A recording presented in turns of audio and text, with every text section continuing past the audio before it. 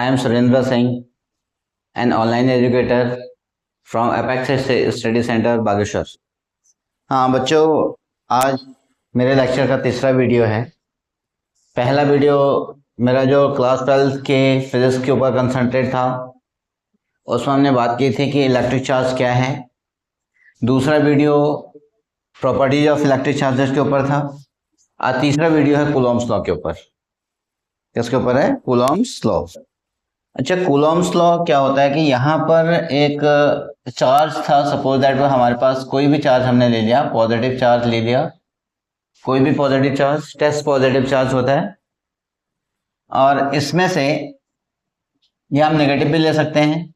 तो इसका जो इम्पैक्ट दिखेगा, एक इधर, एक इधर, एक इधर, चारों तरफ दिखेगा, यहाँ, इधर, ये और ये, हर एक डायरेक्शन में इसका इम्पैक्ट दिखेगा। तो दैट इज, ये तो 2D में दिख रहा है, लेकिन इसमें हमें किस में दिखेगा? 3D में। बाहर भी अंदर भी, इस चारों तरफ इसकी कंडीशंस बनेगी। तो अब एक कंडीशन होती है हमारे पास सॉलिड एंगल का। सॉलिड एंगल किस में होता है? 3D में। किस में है? 3D में। जस्ट लाइक दिस, ये आपके कंडीशन थी इसमें, तो ये आपके जो बनेगा यहाँ पे, और आपके पास ये एक शेप है, तो ये हो गया सॉलिड एंगल। सॉलिड एंगल में solid angle equals to area upon radius का square. Area upon of radius square, ये होता है सॉलिड एंगल। अब 3D का जो शेप होता है वो बेसिक्स आपका स्फेरिकल होता है। स्फेरिकल एरिया होता है 4 pi r square upon of I r square equals to कितना हो गया? सॉलिड एंगल का हो गया 4 पाई। कितना हो गया? सॉलिड एंगल का 4 पाई। अच्छा, फिजिक्स के बाद एक कंडीशन होती है यहाँ पे, this is known as the epsilon naught. इसका मतलब होता है परमेबिलिटी।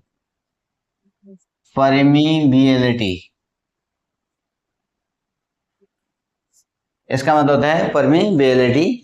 अब या फिर इसको हम परमिटिविटी भी कहते हैं। तो इसका रियल अगर हम सही करें तो इसको परमिबिलिटी या फिर परमिटिविटी भी कह सकते हैं। परमिटिविटी भी कह सकते हैं। इसका मतलब होता है, ये डिपेंड करता है नेचर ऑफ मटेरियल के ऊपर, किस चीज का कंडक्टर बना हुआ है, वो कितने इलेक्ट्रॉन्स को अलाउड करता है, कितने इलेक्ट्रॉन्स को अलाउड नहीं करता है। ये कल मैंने बताया था आपको, कंडक्टर, सेमीकंडक्टर और इंसुलेटर के बेसिस पे। तो ये परमिटिविटी उसके बेसिस पे होती है। नाउ फिजिक्स बेसिकली जो होती है वो हमेशा एक यूनिट के बारे में बात करती है। यूनिट के बारे में बात करती है, मतलब 1 के बारे में बात करती है, और लास्ट में उसको क्या कर देती है? इंटीग्रेट करती है। लास्ट में उसको इंटीग्रेट कर देती है, उसके बेसिस पे पूरी फिजिक्स को कंसंट्रेट कर देती है। तो अब इसमें क्या था कि 4 पाई, तो यहां पर जो k की वैल्यू आ गई 4 पाई में, वो 4 पाई में एक इम्पैक्ट दिखा रहा है। तो 1 पाई में कितना दिखा है? 1/4 पाई। वैसे जो परमिबिलिटी होती है वो भी इसके इनवर्सली प्रोपोर्शनल होती है। तो यहाँ पर जो अब आपका इसके जो टोटल कांस्टेंट बचेगा, कांस्टेंट परमिबिलिटी भी इनवर्सली प्रोपोर्शनल है, 1/4 पाई एप्सिलॉन नॉट। अब दिस एप्सिलॉन नॉट सबके लिए अलग अलग कंडीशन है। पहली कंडीशन एप्सिलॉन नॉट, इसमें एयर एंड वैक्यूम के लिए, एयर ऑब्लिक वैक्यूम के लिए आपका 1 होता है। वाटर के लिए ये आपका 80, वैसे होता है 80 है, 81 है, बट कैलकुलेशन के लिए इसमें कितना लेते हैं? 81 लेते हैं। और अगर कोई मेटल है तो ये क्या होता है आपके पास? नॉट डिफाइंड होता है, मतलब इन्फिनिटी होता है। मेटल में मैक्सिमम इसकी परमिबिलिटी बन जाती है, तो इसलिए यहाँ पे इसकी कंडीशन दिस आ जाती है। और जो परमिबिलिटी की जो वैल्यू होती है, इसकी जो वैल्यू है वो आपके पास 8.85 इंटू 10⁻⁻12 होती है। कितना? 8.85 इंटू 10⁻⁻12। ये इसकी कंडीशन है। इसको हम बोलते हैं परमिटिविटी ऑफ फ्री स्पेस। ये हो गया परमिटिविटी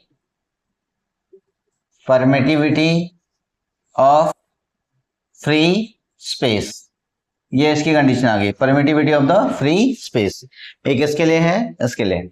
अब कूलॉम्स ने क्या किया, यहाँ पे 2 चार्जेस रखे। एक चार्जेस था यहाँ पर आपके पास Q1, और एक चार्जेस था यहाँ पे आपके पास Q2। तो इसके बीच की जो मिड की जो डिस्टेंस थी वो डिस्टेंस थी हमारे पास R। ये डिस्टेंस थी r। अब सारे इन जनरल वे में सारे फोर्सेस की जो कंडीशन होती है वो inversely proportional to r square होती है, तो इसलिए इसको इनवर्स स्क्वायर रूल भी कहा गया।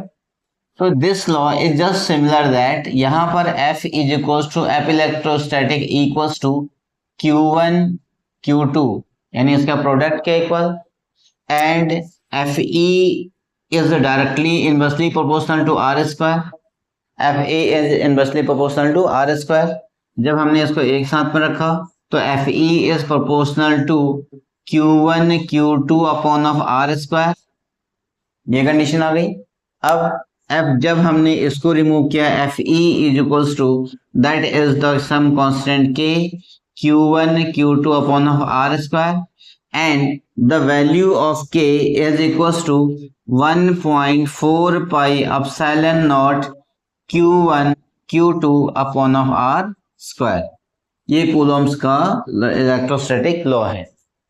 अब ये कैसे हुआ? Just like that the Newton's law यहाँ पे ग्रेविटेशन में, न्यूटन्स लॉ ऑफ ग्रेविटेशन किससे कंपेयर किया गया? Of gravitation. तो इस कंडीशन में क्या था हमारे पास? फर्स्ट कंडीशन थी F is directly proportional to m1 m2, F is inversely proportional to r square, F is proportional to m1 m2 upon of r square, and F is equals to z m1 m2 upon of r square. देखो दोनों का forces का nature same है, यहाँ on the basis of the masses, यहाँ on the basis of the charges.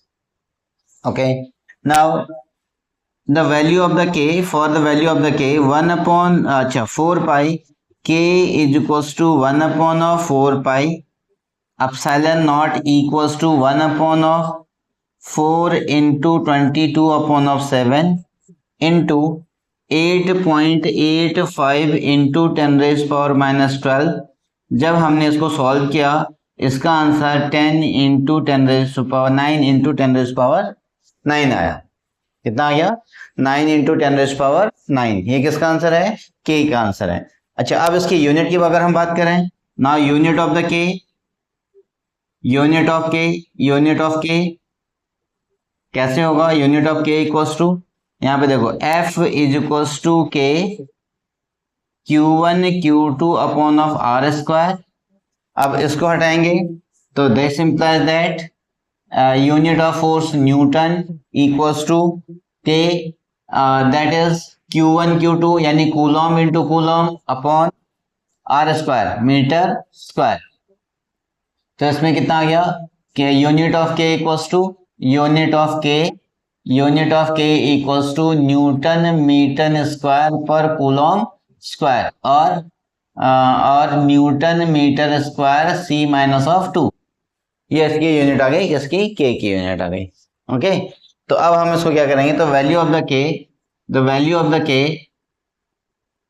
Value of K equals to 9 into 10 raised power 9 newton metre square some C square यानी पर coulomb square. ये इसकी condition आ गई आपके पास में न्यूटन के ऊपर। अब के जो डिपेंड करते हैं, डिपेंड ऑन के dependency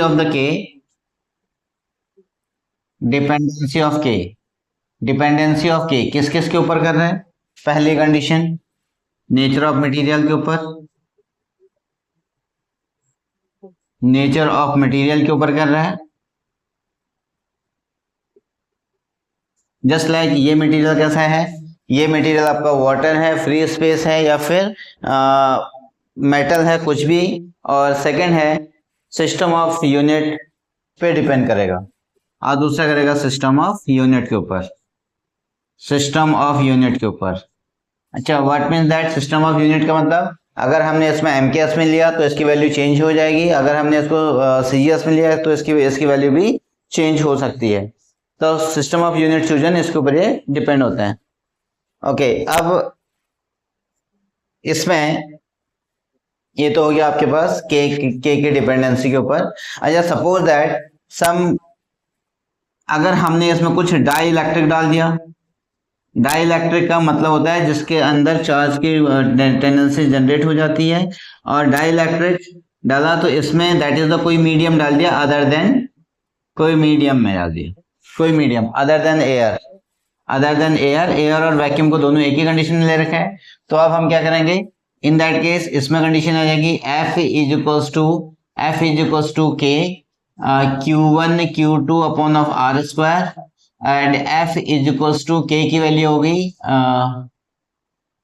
1 upon of 4 pi epsilon और equals to Q1 Q2 upon of R square, और ये हो गया F is equals to 1 upon of 4 pi epsilon naught K आपका डाइलेक्ट्रिक कांस्टेंट है, equals to Q1 Q2 upon of R square, Q1 Q2 upon of R square. अब F is equals to 1 upon of 4 pi epsilon naught Q1 Q2 upon of R square, ये इसका formula आ गया, और that is इसको हमने K से multiply कर दिया।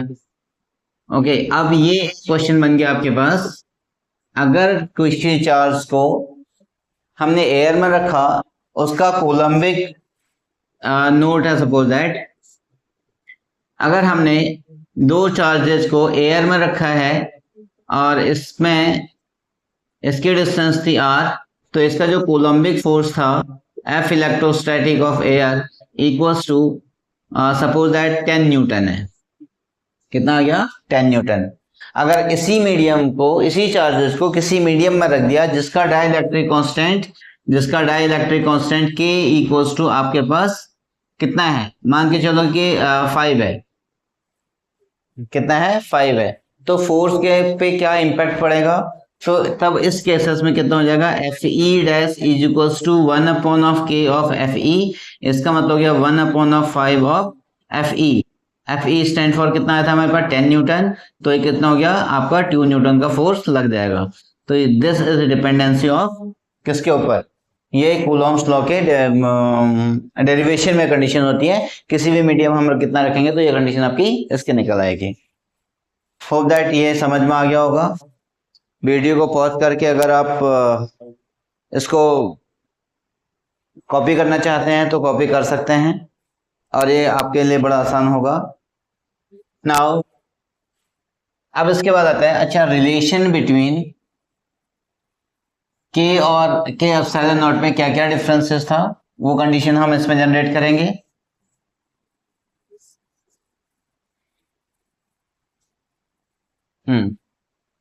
अगर सपोज दैट यहां पे था epsilon is equals to k epsilon not, so this imply that epsilon upon of epsilon not equals to k. This is the relation between two this one. K को अगर हमें epsilon और epsilon naught के बीच में यानी air और medium के respect में लिखेंगे तो हमारी वैल्यू इसके इतनी आई है। अच्छा, एक और कंडीशन आती है इसमें, वो क्या है कि आपके पास जो इलेक्ट्रोस्टैटिक फोर्स है that equals to electrostatic force, ये मैंने पहले लेक्चर में भी एक्सप्लेन किया था कि इसका नेचर आपका अट्रैक्टिव भी हो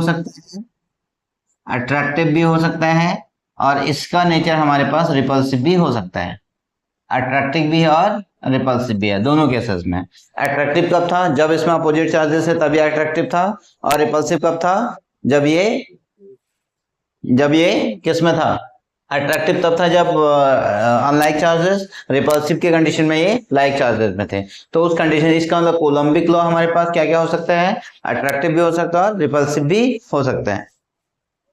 अब इसमें जो मैंने आपको स्टार्टिंग में सॉल्व किया था, दो कंडीशंस थी, जी और एफ जी और F E and F G में रिलेशन, एफ ई और एफ ई क्या है, एफ ई है हमारे पास electrostatic, coulombic electrostatic force, F G है ग्रेविटेशनल फोर्स। अच्छा, ये हमेशा ये वाला अट्रैक्टिव और रिपल्सिव भी हो सकता है, अट्रैक्टिव और रिपल्सिव, ये कुछ भी हो सकता है, डिपेंड करेगा चार्ज के नेचर के ऊपर। और this one equals to only F G क्या है, ओनली अट्रैक्टिव, ये ओनली अट्रैक्टिव होगा, ये कैसा हो गया, ओनली अट्रैक्टिव।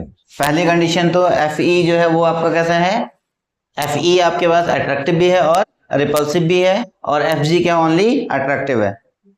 और सेकंड कंडीशन,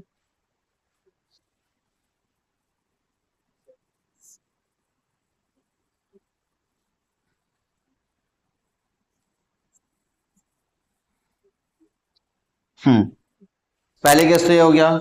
दूसरा चीज, जो एफ ई है वो आपका बहुत स्ट्रॉन्ग है। एफ ई की कंडीशन में इलेक्ट्रिकल फोर्सेस आपका स्ट्रॉन्ग है, स्ट्रॉन्ग फोर्सेस होता है, और एफ जी आपका वीक होता है। एफ जी आपका वीक होता है। ये मीडियम के ऊपर डिपेंड करता है, डिपेंड्स ऑन मीडियम। ये मीडियम के ऊपर डिपेंड नहीं करता,